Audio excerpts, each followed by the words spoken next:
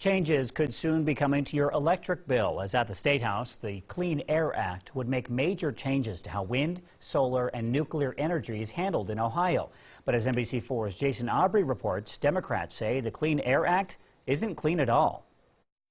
The bill passed out of the House Energy and Natural Resources Committee before Democrats could amend it. This is probably, I think, the most egregious example of talking the talk but not walking the walk. The Ohio Clean Air Act promised to save a total of 1,400 jobs at 2 nuclear power plants slated to close and offered subsidies for wind and solar plants in Ohio.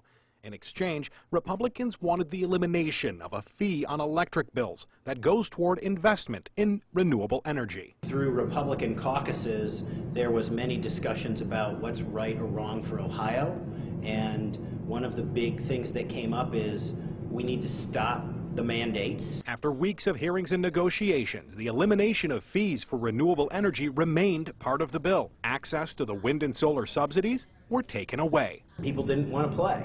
They said, no, we want the RPS. Meanwhile, a failed bill from last year was added to the Clean Air Act that allows for a fee already on your electric bill to be increased to subsidize 2 coal plants, one of which is in Indiana. Why do that? Because it's the right thing to do. Speaker Householder is the driving force behind the bill, and he's just trying to get enough votes to pass the legislation.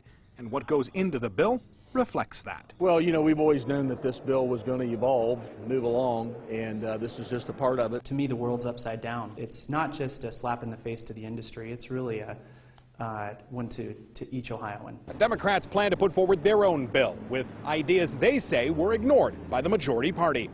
Local for you at the State House, Jason Aubrey, NBC4. Thank you, Jason. Still to come, a local